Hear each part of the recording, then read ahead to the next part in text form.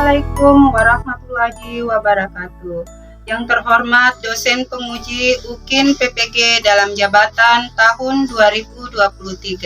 Perkenalkan, nama saya Erna. Saya mahasiswa PPG dalam jabatan kategori 2 tahun 2023. LPTK IAIN Sultan Amai Gorontalo. NIM 227015089. Saat ini saya mengajar di SMP Negeri 10 Kendari, Kecamatan Kambu, Kota Kendari. Pada hari ini, Kamis 30 November 2023, saya akan melaksanakan kegiatan pembelajaran dengan materi Damaskus Pusat Peradaban Timur Islam. Berikut video pembelajaran saya. Selamat menonton. Saya ucapkan wabillahi taufiq wal hidayah. Wassalamualaikum warahmatullahi wabarakatuh.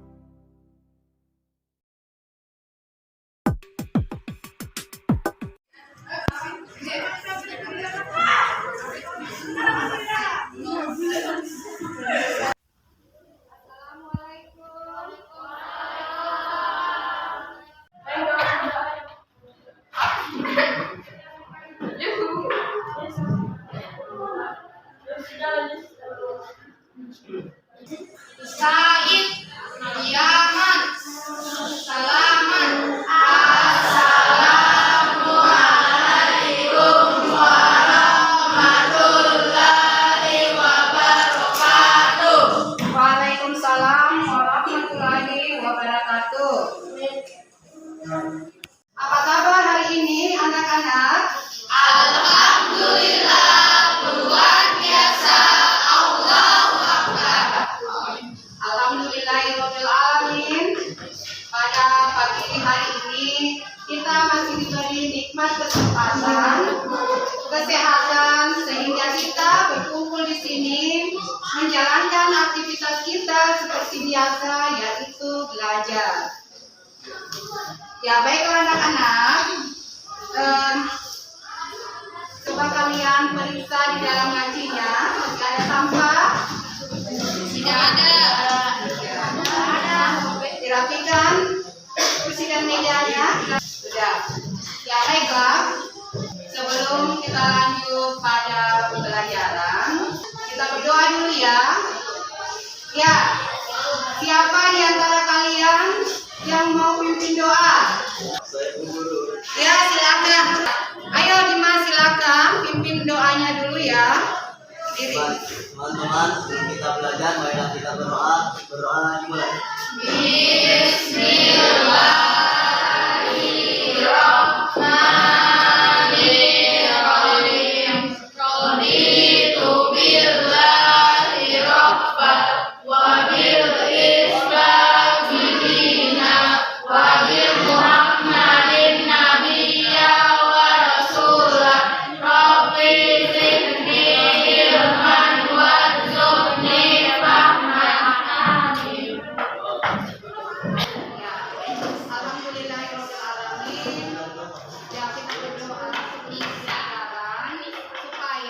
Dalam menjalankan pembelajaran ini dapat berkah dari Allah Subhanahu wa Ta'ala. Apa yang kita pelajari bermanfaat dunia maupun akhirat. Teman-temannya hari ini hadir semua? Hadir semua. Hadir semua ya? Iya. Kalau begitu Ibu Guru periksa kembali ya absennya. Ya.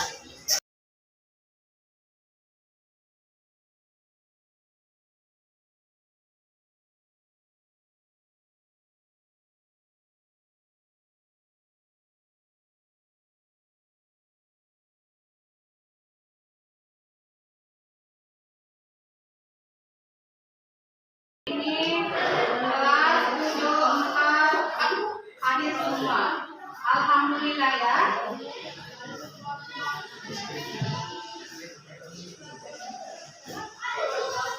Ya, baiklah anak-anak. Ibu Guru terlebih dahulu mau tanya kalian, masih ingat pembelajaran minggu kemarin? Oh iya. Jadi baik, pelajaran adalah materi sholat dan terima kasih. Iya, baik. Ya. Jadi materi minggu kemarin kita adalah tentang sholat dan zikir. Ya, baiklah anak-anak. Untuk pembelajaran sekarang materinya tentang Damaskus Pusat Peradaban Timur Islam. Ya, jadi kalau kita kaitkan dengan minggu kemarin, ya masih ada kaitannya ya. Sama-sama kita niatkan untuk ibadah kepada Allah Subhanahu wa Ta'ala. Tujuan pembelajaran untuk profil pelajar Pancasila adalah beriman bertakwa kepada Tuhan Yang Maha Esa. Itu yang pertama. Kemudian yang kedua adalah bergotong royong. Yang ketiga adalah bernalar kritis. Jadi ada 3 ya. Capaian profil pelajar Pancasila untuk materi Damaskus Pusat Peradaban Timur Islam. Yang pertama mau bertanya, ada yang tahu apa yang dimaksud dengan sejarah? Saya Bu. Ya. Adalah suatu peristiwa yang benar-benar terjadi pada masa lampau atau masa lalu. Ya, tepuk tangan dulu.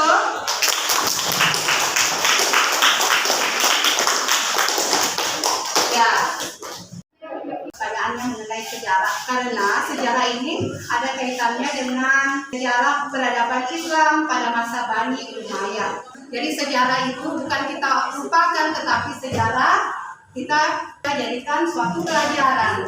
Banyak hal yang bisa dipetik dari sejarah, khususnya sejarah Bani Umayyah di Damaskus. Baiklah anak-anakku sekalian, sekarang saya mau bertanya lagi pada kalian.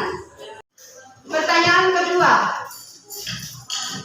ada yang tahu apa tujuan mempelajari sejarah? Untuk mengetahui sejarah kehidupan umat Islam pada masa Bani Umayyah atau untuk mengetahui peristiwa-peristiwa yang pernah terjadi pada masa Bani Umayyah. Tujuan kita mempelajari sejarah Bani Umayyah mengetahui peristiwa-peristiwa apa yang pernah terjadi pada masa Bani Umayyah. Banyak hal yang kita petik dari sejarah Bani Umayyah.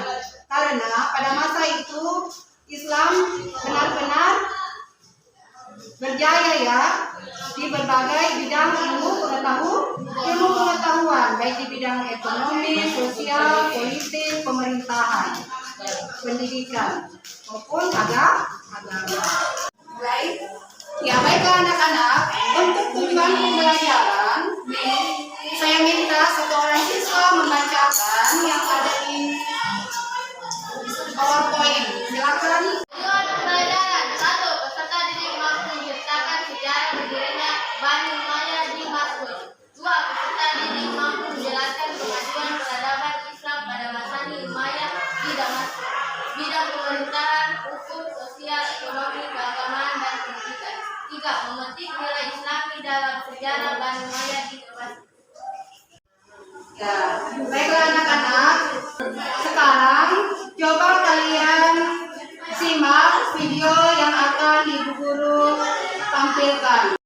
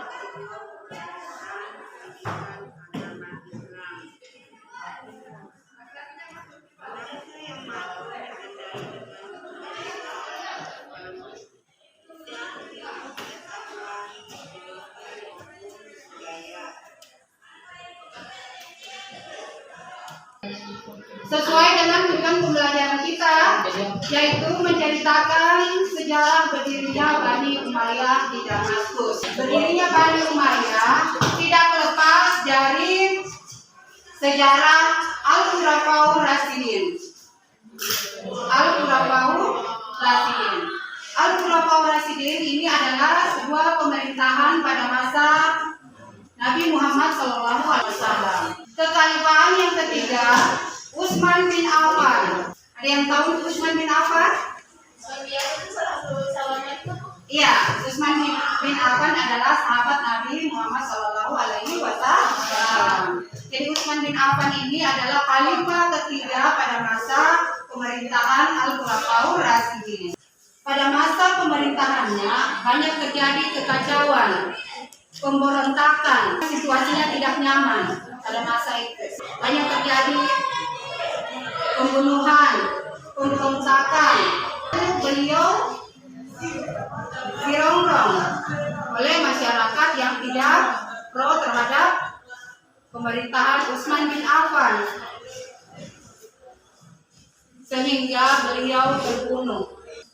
Setelah beliau meninggal, pada pihak keluarga Utsman bin Affan, yaitu Muawiyah, yang bernama Muawiyah I. Jadi Muawiyah ini adalah kerabat Utsman bin Affan.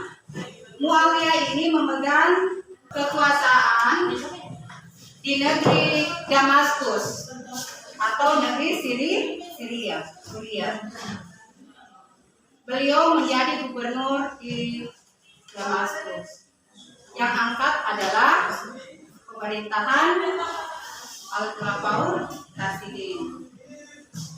Beliau tidak terima pembunuhan dari Utsman bin Affan. Jadi setelah terbunuhnya Utsman bin Affan digantikanlah oleh Ali bin Abi Thalib. Tahu Ali bin Abi Thalib? Ya, Ali bin Abi Thalib adalah menantu atau kerabat Muhammad SAW. Beliau diangkat menjadi khalifah keempat pada masa pemerintahan Al-Khulafaur Rasyidin. Tetapi pada masa pemerintahannya banyak juga yang utang dari pihak Muawiyah I. Dari pihak Muawiyah I mereka menuntut agar terbunuhnya Utsman bin Affan itu harus tetap diusut, harus ditahu siapa pembunuhnya. Tetapi pada masa pemerintahan Ali bin Abi Thalib tidak mampu menemukan atau tidak mampu menyelesaikan masalah tersebut, sehingga pemberontakan terus berjalan, terus berlanjut. Pemberontakan di mana-mana tidak terkendalikan. Akhirnya Ali bin Abi Thalib juga meninggal Setelah beliau meninggal dunia, digantikan oleh anak beliau yaitu anak bin Abi Thalib, kalian tahu? Hasan. Tetapi Hasan ini memerintah tidak lama ya, hanya kurang lebih 3 bulan, karena dirongrong terus. Pemberontakan tidak ada berhentinya. Hasan tidak tega melihat pemberontakan di mana-mana, sehingga beliau mengundurkan diri. Bukan dihentikan, tetapi beliau Hasan mengundurkan diri menjadi khalifah. Mengundurkan diri menjadi khalifah karena tidak tega melihat masyarakatnya dibantai, dibunuh, keadaan yang tidak dinamis, keadaan yang tidak tentram terjadi di mana-mana. Akhirnya yang menggantikan adalah Muawiyah. Disitulah cikal bakal berdirinya dinasti Bani Umayyah. Jadi berdirinya Bani Umayyah itu tahun pada tahun 661 Masehi. Nama pendiri pertama Bani Umayyah adalah, siapa yang bisa jawab? Ayo. Itu Muawiyah bin Abi Sufyan. Ya, tepuk tangan.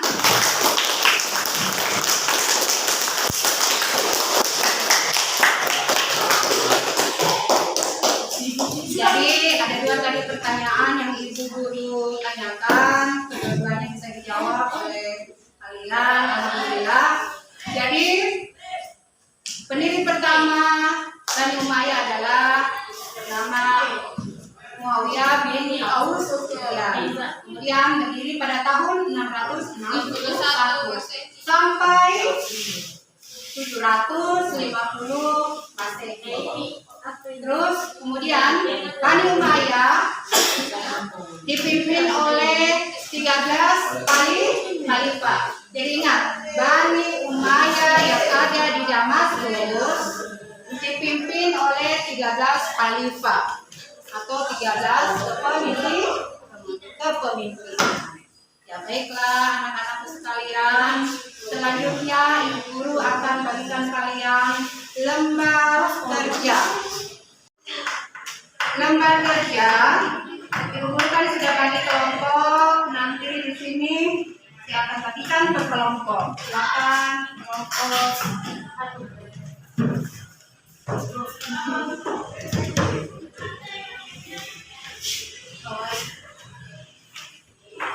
Tapi saja ini.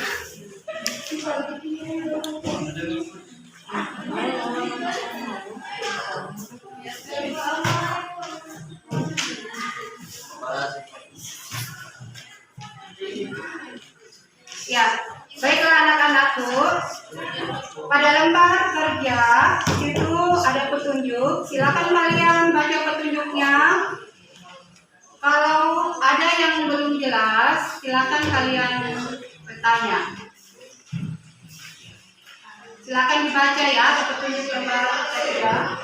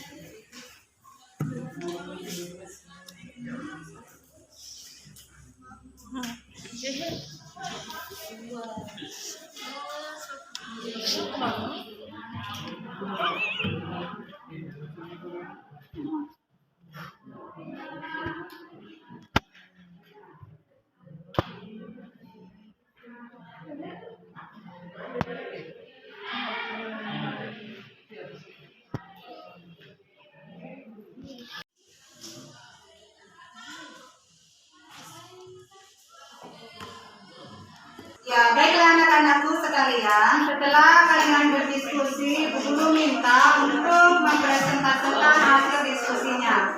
Bagaimana dengan kelompok 1? Apakah sudah selesai? Ya.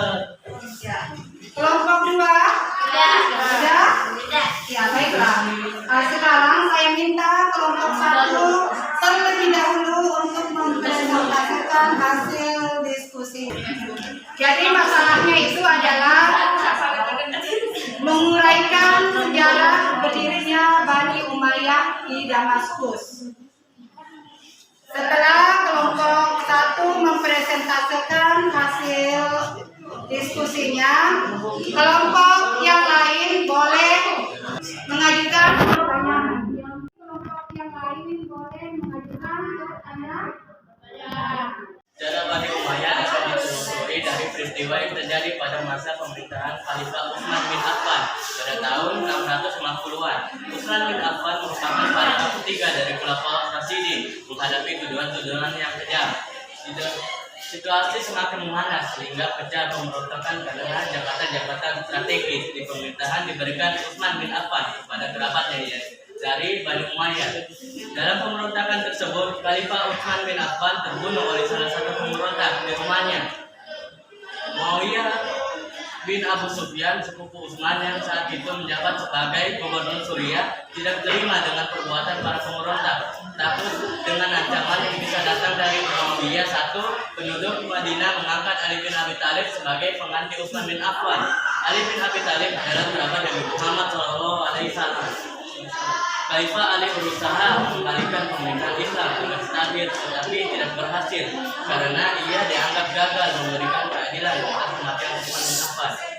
Bahkan Muawiyah saat itu tidak mau mengakui Ali sebagai khalifah sampai undangannya untuk membalas pembunuhan Utsman terselesaikan. Akibatnya meletus perang Jamal atau perang Unta tahun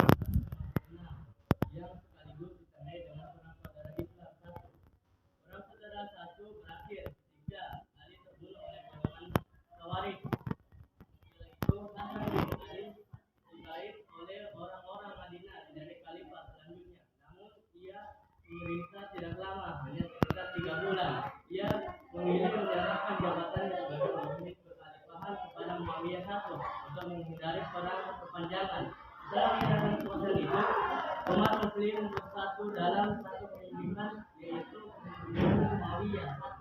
Dengan demikian, Al-Khulafaur Rasyidin berakhir dari mulailah kekuasaan Bani Umayyah pada tahun 661. Dipimpin oleh Muawiyah bin Abu Sufyan sekaligus sebagai khalifah pertama di Muawiyah. Itulah sejarah singkat berdirinya Bani Umayyah di Damaskus. Ya, tepuk tangan dulu.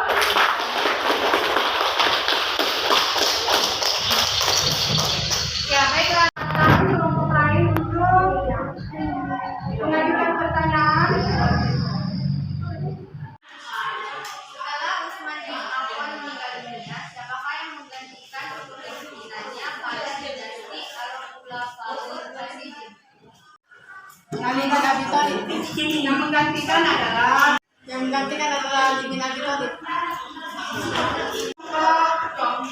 2, 3, 4. Silakan, ada yang mau presentase? Ya, kelompok 2. Oke. Anu saja kalau saya. Baik, kami dari kelompok 2 akan menceritakan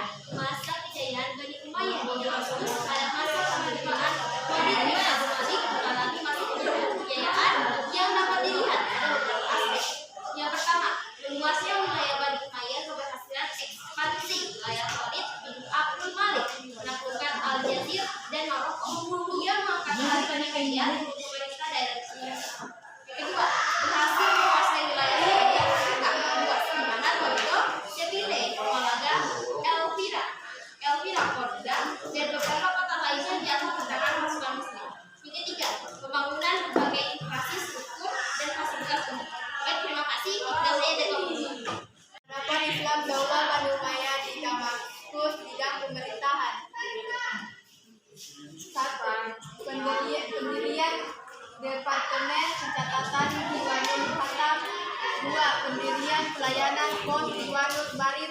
3. Pemisahan urusan keuangan dari urusan pemerintahan dengan pengangkatan penjabat bergelar tersebut.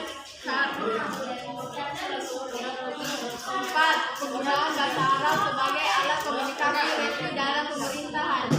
5. Pencetakan mata uang. 6. Pembangunan fasilitas umum, gedung, masjid, sumur, dan jalan raya. 7. Pengurangan pajak dan menghentikan pembayaran upeti bagi orang yang baru masuk Islam. Ya, tepuk tangan. Kemajuan peradaban Islam Bani Umayyah di bidang sosial.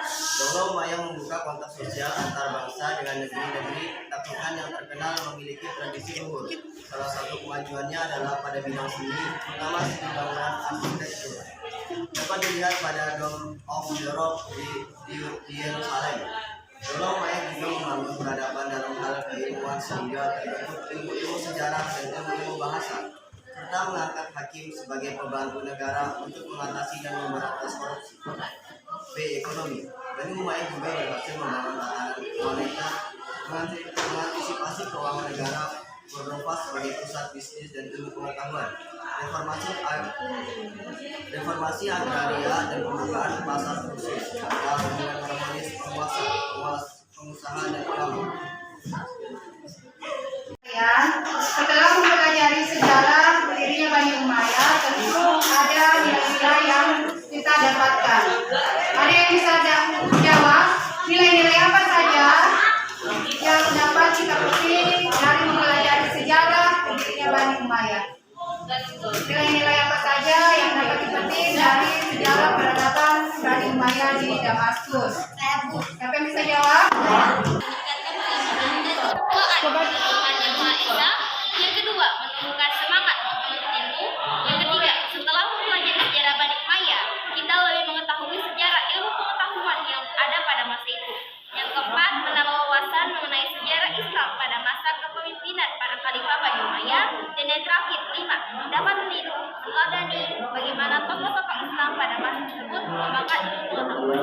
Ya, baiklah, itulah nilai-nilai setelah mempelajari sejarah peradaban Bani Umayyah di Damaskus. Tepuk tangan.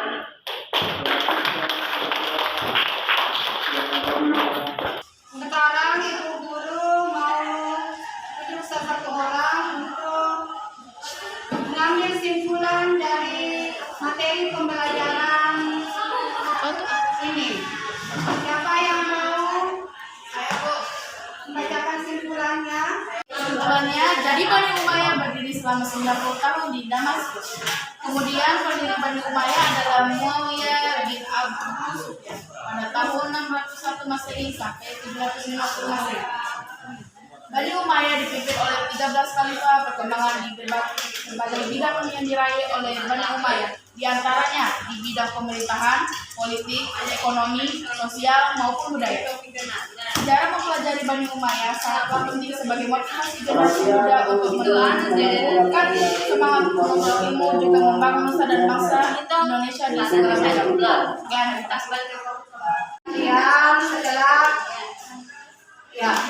Setelah kita mempelajari sejarah Bani Umayyah, saya harapkan kepada kalian untuk terus semangat menuntut ilmu, jangan bosan-bosan menuntut ilmu, karena kesuksesan kalian di masa depan tentunya akan dimulai dari sekarang. Ya, jadi sejarah peradaban Islam pada masa Bani Umayyah banyak memberi nilai-nilai yang bermanfaat bagi kita generasi muda. Karena masa kejayaan Bani Umayyah itu di segala bidang itu diraih bukan saja dengan mudah, tetapi dengan perjuangan, terutama di bidang pendidikan. Ya. Baiklah anak-anakku sekalian, insya Allah pembelajaran kita hari ini kita akan sambung minggu depan. Sampai di sini dulu pertemuan kita. Saya ucapkan wabillahi taufiq wal hidayah.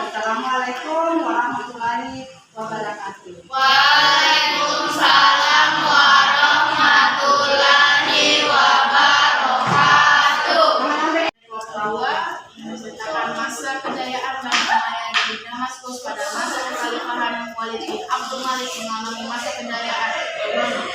Pendapat Islam Daulah Bani Umayyah di Damaskus bidang pemerintahan. 1. Pendirian Departemen Pencatatan Diwanul Khatam. 2. Pendirian pelayanan pos Diwanul Barit. 3. Pemisahan urusan keuangan dari urusan pemerintahan dengan pengangkatan penjabat bergelar sahibul syar'ah. 4. Penggunaan bahasa Arab sebagai alat komunikasi resmi dalam pemerintahan. 5. Pencetakan mata uang. 6. Pembangunan fasilitas umum, gedung, masjid, sumur, dan jalan raya. 7. Pengurangan pajak dan menghentikan pembayaran upeti bagi orang yang baru masuk Islam. Ya, tepuk tangan. Jadi itulah penjelasan dari kelompok 3 mengenai perkembangan di bidang pemerintahan. Ya, jadi salah satunya itu adalah perluasan wilayah, kemudian lagi pembentukan mata uang. Selanjutnya kelompok kemajuan Bani Umayyah di simpan dulu HP-mu ini. Simpan dulu. Besar suaranya, Nak. Jangan ciri-cirinya. Ya, silakan. Nilai-nilai yang dapat dipetik setelah mempelajari sejarah peradaban Islam Bani Umayyah, yaitu terciptanya persatuan umat Islam, penyebaran agama Islam yang sampai ke Andalusia, Spanyol menjadi pintu masuk penyeberangan Islam ke Eropa, terakhir perkembangannya ilmu arsitektur dan ilmu pengetahuan Islam. Yang pertama, meningkatkan keimanan dan kepekaan Maha Esa. Yang kedua, menumbuhkan semangat menuntut ilmu. Yang ketiga, setelah mempelajari sejarah Bani Umayyah, kita lebih mengetahui sejarah ilmu pengetahuan yang ada pada masa itu. Yang keempat, menambah wawasan mengenai sejarah Islam pada masa kepemimpinan para khalifah Bani Umayyah. Dan yang terakhir, 5, dapat meniru, meneladani bagaimana tokoh-tokoh Islam pada masa tersebut mengembangkan ilmu pengetahuan. Ya, baiklah, itulah nilai-nilai setelah mempelajari sejarah peradaban Bani Umayyah di Damaskus. Tepuk tangan.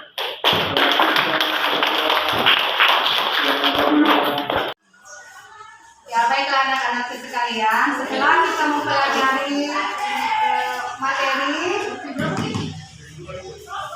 sekarang ibu guru mau tunjuk satu orang untuk mengambil simpulan dari materi pembelajaran ini.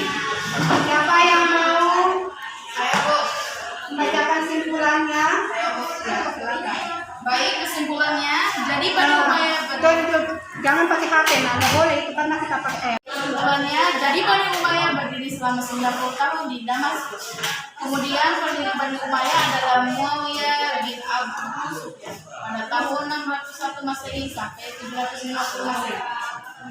Bani Umayyah dipimpin oleh 13 khalifah. Perkembangan di berbagai bidang yang diraih oleh Bani Umayyah, di antaranya di bidang pemerintahan, politik, ekonomi, sosial maupun budaya.